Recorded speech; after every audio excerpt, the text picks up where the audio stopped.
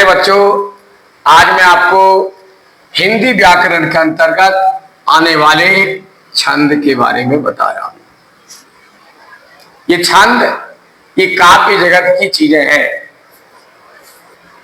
जो हमारे कवि काव्य की रचना करते हैं, तो उन्हीं के अंतर्गत यह छंद आता है। काव्य का यह एक रूप है, ठीक है ना। और छंद शब्द जो है, ये छद मूल धातु से बना हुआ है।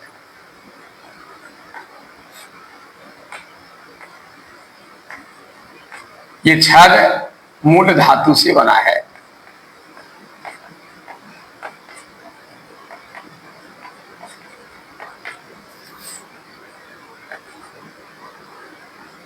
जिसका अर्थ होता है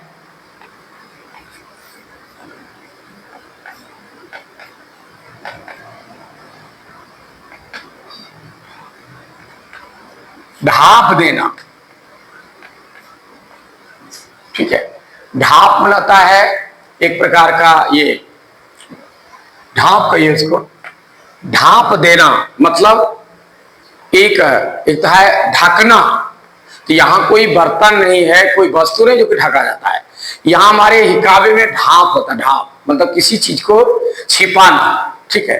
अर्थात संवरण करना, संवरण करना या आच्छादित करना।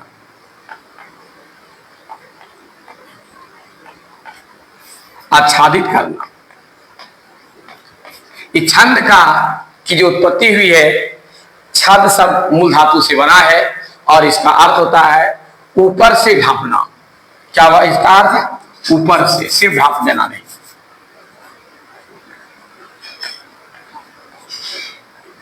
ऊपर से ढांप देना या ढांपना कहिए।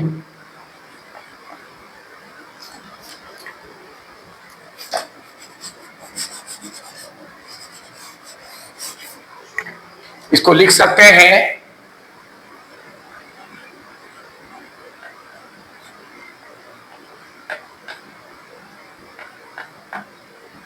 ऊपर से ढांपना या ढांप देना, ऊपर से, ठीक है।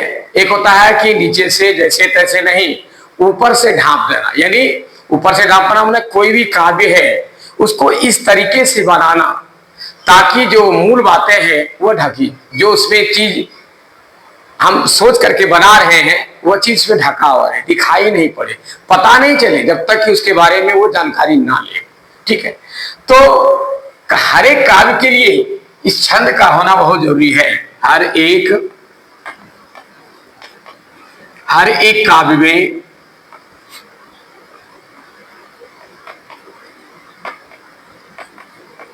छंद की अनिवार्यता होती है।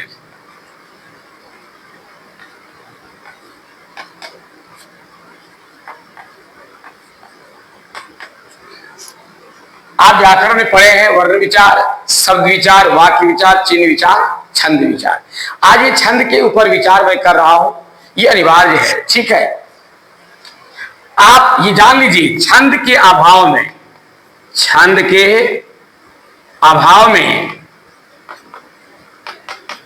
काव्य की कल्पना नहीं कर सकते।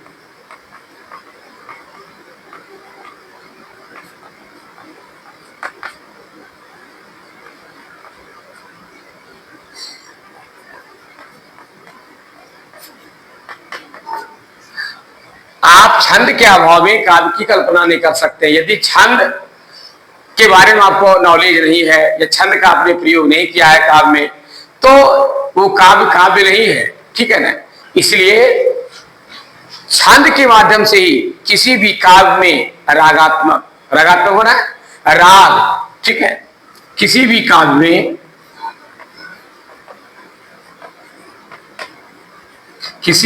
में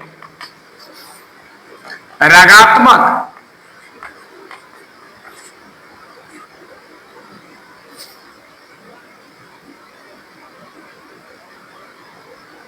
रागात्मक क्या हुआ? राग, ठीक है, और अनुराग जिसको कहते हैं, रागात्मक तत्वों का समावेश होता है।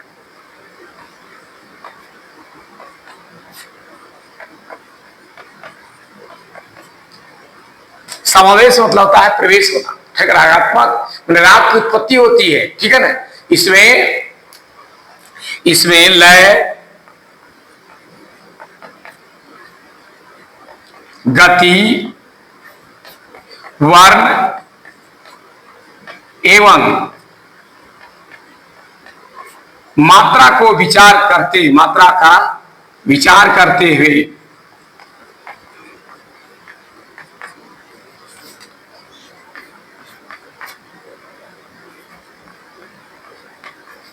इसकी रचना की जाती है।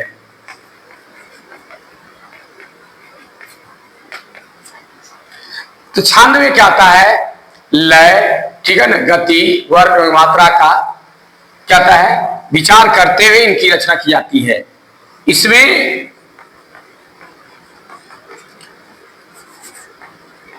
इसके क्रम को हमेशा ध्यान में रखा जाता है, हमेशा ध्यान में रखा जाता है। कहने मतलब है कि जब हम छंद का लिख रहे हैं, छंद का काव्य लिख रहे हैं, तो उसमें छंद के लिए हम लय, गति, वर्ण एवं मात्रा का विचार करेंगे कि ये किस क्रम से लिखा जाएगा। इसमें क्रम को सजाया जाता है, क्रम के अनुकूल होता है, लेकिन किस क्रम में लिखा जाएगा इसमें निगाह दिया जाता है। इसमें इस पर विचार किया जाता है, क्रमबद्ध इस पर नियोजन होता है। इसका क्या होता है? क्रमबद्ध। इसमें इसका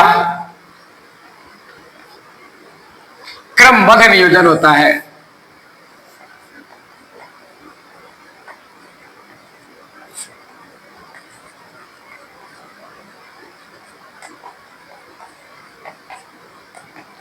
क्रमबद्ध इसमें नियोजन होता है, यानी क्रम के अनुसार इसमें लिखा जाता है, इस पर विचार किया जाता है।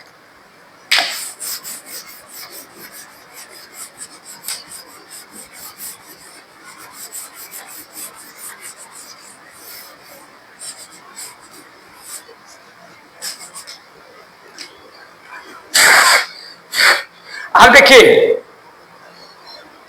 इसी छंद के द्वारा किसी भी काव्य में क्या होता है? किसी भी काव्य में एक भावात्मक लय, यानी लय जो होता है भाव के साथ सौंदर्य भाव, आनंद, उल्लास, ये सारी चीजों की उत्पत्ति होती है। जब पाठक पढ़ने लगते हैं तो उसके हृदय में सौंदर्य का भाव, ये उल्लास, आनंद, ये सारी चीजों की जागृति हो जाती है। ये छंद क्या करता है? ये सारी चीजों को जगाने का काम करती है। और इसके साथ साथ क्या होता है?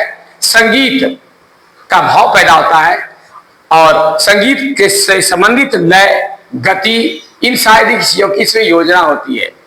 और इसमें जिसकी जो रचना होती है, रचना करते समय, छंद की रचना करते समय, ये काव्य जगत के अंतर्गत आता है छंद, ठीक है ना। तो छंद की जब रचना की जाती है तो उसमें वर्णों और मात्राओं पर के नियोजन पर ध्यान दिया जाता है कि इसमें उसकी गणना होती है। इसमें किसके किसके ऊपर? मात्राओं एवं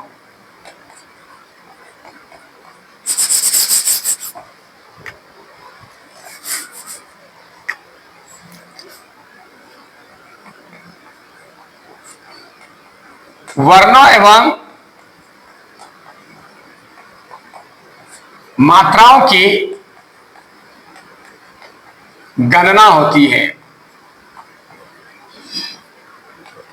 छंद के अंतर्गत क्या आता है? वर्णों या और मात्राओं की गिनती होती है।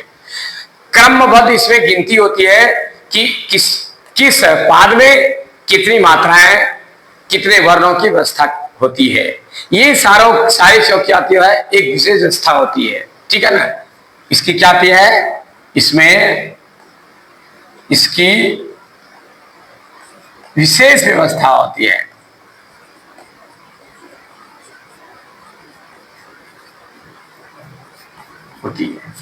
ये छंद के अंतर्गत आता है।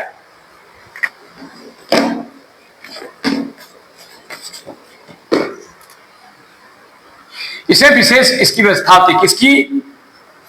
वर्णों और मात्राओं की गणना की क्रमबद्धता की विशेष व्यवस्था होती है।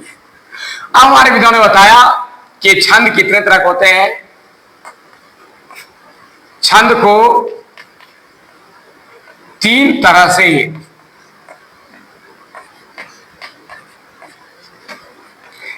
तरीके से प्रस्तुत किया जाता है।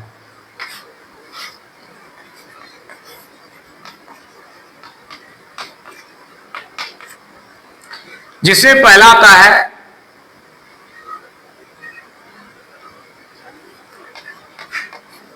वर्णिक छंद, दूसरा आता है मात्रिक छंद,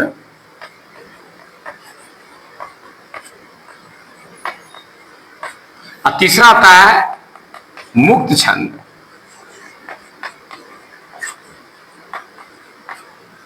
ये तीन तरीके से इसको प्रस्तुत किया जाता है। छंद को तीन तरीके से प्रस्तुत किया जाता है। कौन कौन? एक वर्णिक छंद, दूसरा है मात्रिक छंद, तीसरा है मुक्त छंद। सबसे पहले हमको ये जानना है कि वर्णिक नाम क्यों रखा गया। इसी में अब इसकी परिभाषा है। वर्णिक मतलब वर्ण, और मात्रिक इसका मतलब मात्रा, अमुक्त मुक्त बनाता है स्वतंत्र। न वर्ण से इसको मतलब है, न मात्रा से मतलब है। देखिए पकड़िए, परिभाषा हर एक शब्द ही अपना व्यक्त करता है, सिर्फ हमारा दिमाग उसके ऊपर संयोजित होना चाहिए, जुड़ा होना चाहिए। तो वर्णिक क्या हुआ कि जिस छंद में वर्णों की संख्या के क्रम एवं गणना की विशेष व्यवस्था हो।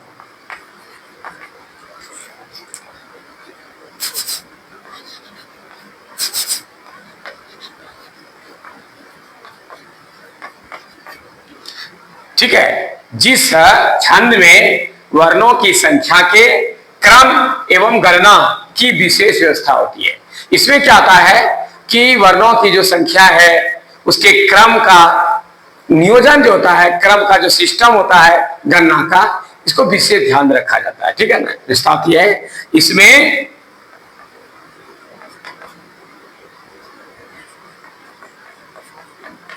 वर्णों की गणना की विशेष व्यवस्था होती है। गणना, इसमें वर्णों की गणना, इसमें वर्णों की गणना का नियोजन का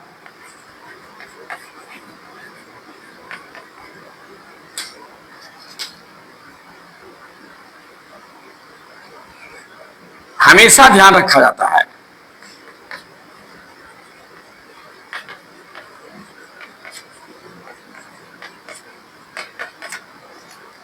ठीक है, याद रखिएगा। इसमें ये वर्णिक छंद के बारे में बता रहा है। इसमें वर्णों की संख्या के क्रम एवं गणना की विशेष व्यवस्था होती है, जिसमें वर्णों की गणना के नियोजन का हमेशा ध्यान रखा जाता है। इसमें हमेशा ध्यान रखते हुए इसकी रचना होती है।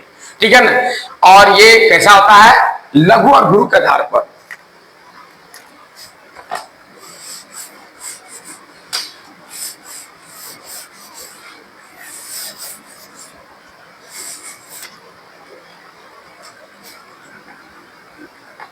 यह लघु एवं गुरु के माध्यम से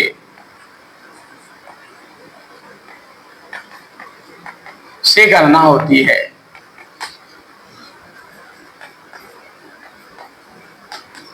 ठीक है, लघु गुरु क्या है? ठीक है ना, इसके बारे में विशेष ढंग से अब मैं समझाने जा रहा हूं कि यहां लघु और गुरु के माध्यम से जो गणना होती है, यह लघु क्या है और गुरु क्या है, क्योंकि इसको नहीं समझेंगे तो फिर पता क्या चलेगा कि छंद में लघु गुरु की चर्चा कहाँ होती है। ठीक है, हमेशा याद रखिएगा। अ हर्षई हर्षऊ कार वाले, कार मात्रा वाले।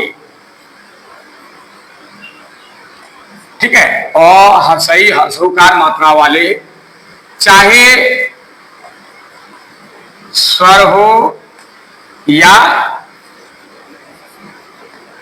व्यंजन वर्ण हो, वह लघु कहा जाता है।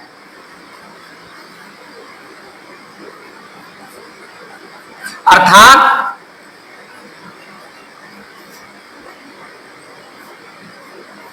एक मात्रा की गिनती होती है, अर्थात एक वर्ण की गणना होती है।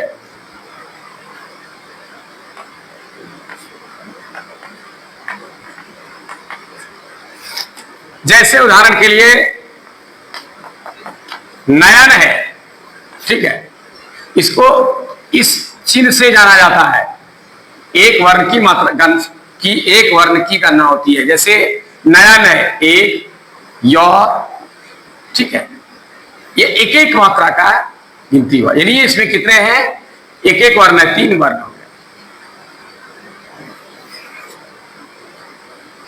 तो बच्चों ये जो देख रहे हैं आप, नयन जो अक्षर मैंने उदाहरण दिया, ये सब क्या है, एक मात्रिक वर्ण है, एक मात्रिक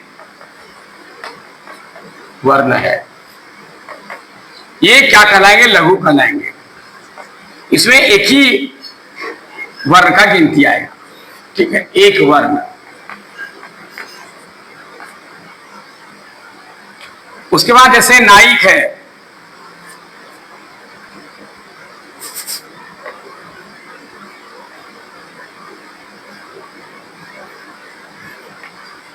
मालिन है।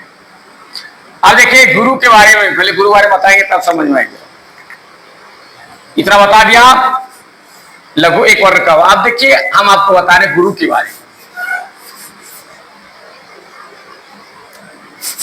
अब इसे बचा क्या क्या मात्रा, और हर्ष के बाद आ, दीर्घई, दीर्घऊ, ठीक है, ए,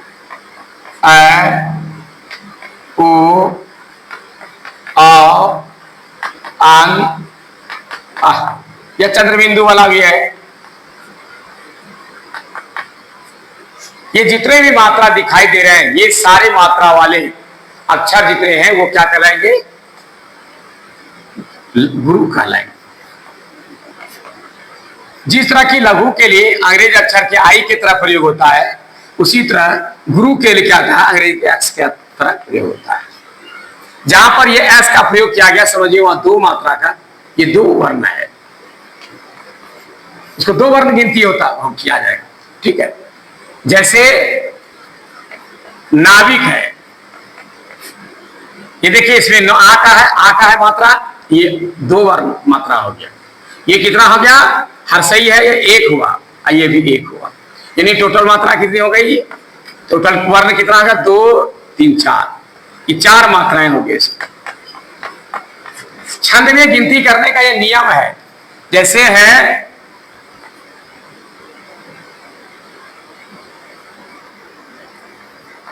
गायिका, अब देखिए गायिका है, 2 आकार है, आ की मात्रा है, ये गुरु हो गया।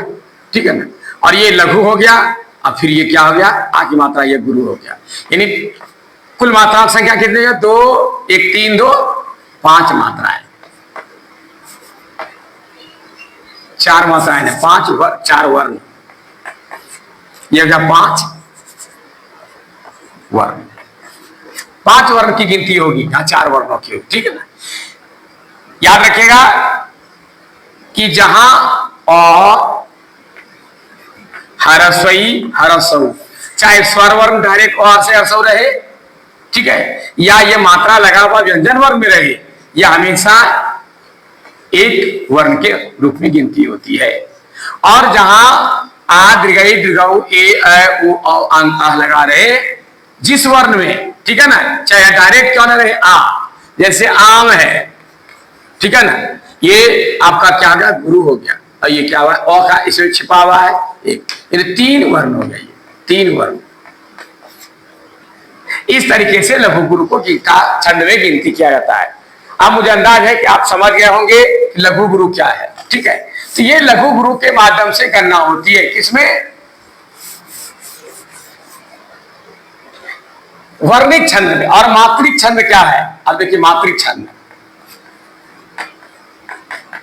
मात्रिक छंद में मात्रा की गिनती होती है। मात्रा के आधार पर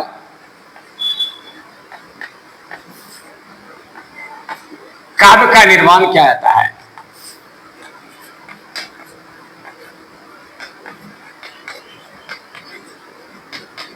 इसमें हमेशा ध्यान दिया जाता है सिर्फ मात्रा पर, मात्रा के आधार पर इसकी गिनती होती है। मात्रा के गणना जो है क्या होता है, की जाती है। और खास करके यह जो पहले मैंने बताया वह नगन, मैं बताना तो छूट गया, नगन, भगन और मगन। नगन भगन, नगन भगन और रगन, हाँ रगन, ये 3 के संयोग से बनता है। अगले दिन बताऊंगा अगले वीडियो में कि नगर भगर रगन क्या है, ये क्योंकि वीडियो लंबा हो जाएगा, इसलिए विशेष जानकारी के लिए फिर अगले वीडियो में बताऊंगा।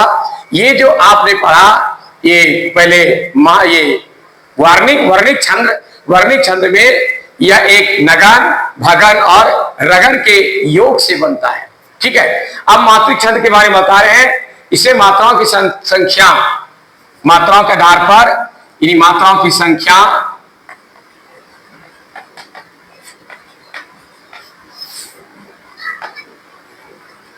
को, इसमें मात्राओं की संख्या को क्रम में रखा जाता है, यानी उसको नजर में रखते हुए या और उनके नियमों का पालन करना, ठीक है। मात्रा संख्या एवं नियमों के आधार पर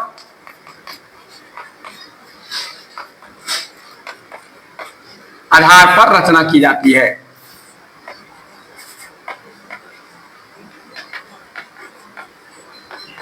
रचना की जाती है।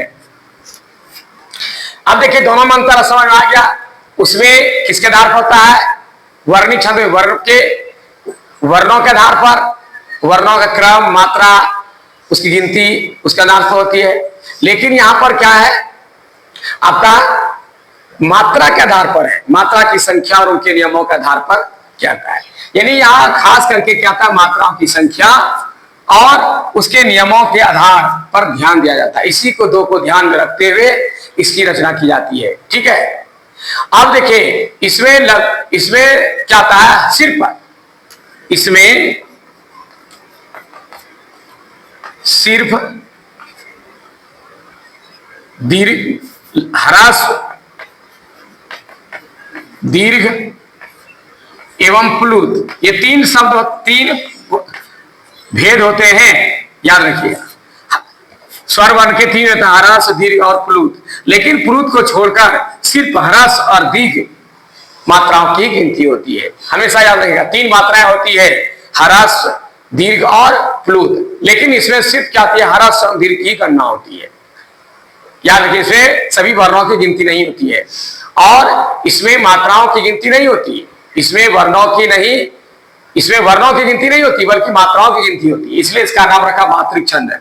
वहां तो वर्णों की गिनती हुई, यहाँ पर क्या होता है, सिर्फ मात्राओं की गिनती होती है। उसमें भी क्या प्लुत नहीं, प्लुत होता है ह्रस्व, जैसे अ ह्रस्व, ये एक मात्रा में आ गया, ठीक है, एक ही मात्रा आया। चाहे वह किसी में लगा रहे, उसको कोई लेना नहीं है, और सिर्फ ये लगा रहेगा तो गिनती होगी। और ये क्या कहते हैं, दीर्घ में क्या हुआ, आ दीर्घई दीर्घऊ री ए ऐ ओ औ जो है, ये जो बचा, ये जितना छंद है ये आपका दीर्घ मात्रा है।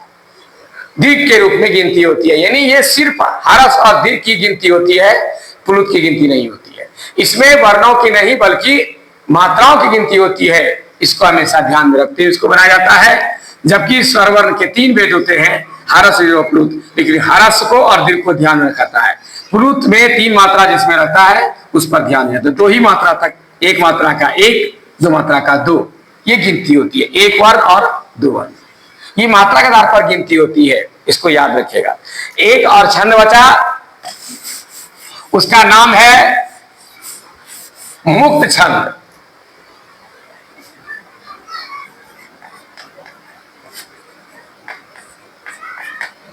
मुक्त किसको कहते हैं? जिस छंद में, जिस काव्य में 9 वर्णों की तथा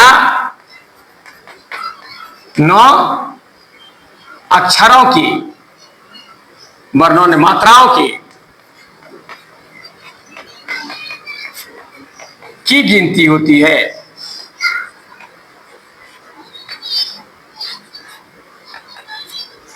ये मुक्त छंद होता है, न इसमें वर्णों की मात्रा से मतलब है, ठीक है, और न मात्राओं की होती है। इसमें जो होता है, इसमें इसकी रचना भाव प्रभाव के आधार पर होती है। भाव प्रवाह के आधार पर होती है।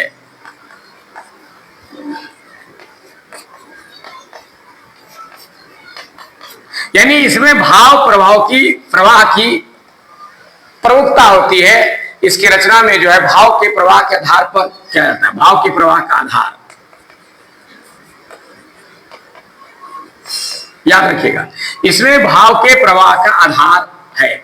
इसकी रचना, मुक्त छंद की रचना जो है भाव प्रवाह के आधार पर होती है। इसमें मूल इसको नजर में रखा जाता है। भाव जो है, भावनाओं से जो उत्पत्ति होती है, भावनाओं के जो हमारे अंदर एक प्रवाह होता है, एक उत्पत्ति होती है, जैसे जैसे भावना में व्यक्त होते जाता है, उसके आधार हम पदों की रचना होती है। उसमें न मात्रा गिनती करना है, न वर्णों गिनती करनी है। हमारे भावना में जो जो बातें आती चली गई, जो सुनने में अच्छा लगे, हम काव्य के रूप में इसको सजा दिए।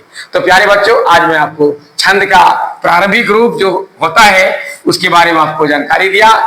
और यदि भूल चूक हो तो मुझे क्षमा कर देना, क्योंकि मैं कोई पढ़ा लिखा विद्वान नहीं हूं, फिर भी आपकी सेवा करने के लिए तत्पर हूं। और आपको भी मैं धन्यवाद देता हूं, जो कि मेरे वीडियो को लगातार देखते आए हैं और देख रहे हैं। इसमें जुड़े हुए और नए जुड़ने वाले लोगों को मैं और विशेष धन्यवाद और भी दे रहा हूं, क्योंकि मुझे इस अयोग्य शिक्षक को आपने योग्य समझा और YouTube पर अपना आप ग्राहक बन गए और इनको बराबर देखते हैं। और मुझे आपने लाइक किया। यदि आप नए हैं, यदि लाइक नहीं किया तो लाइक करें और सब्सक्राइब कर लें। बस क्या आपसे निवेदन है। तब तक के लिए धन्यवाद।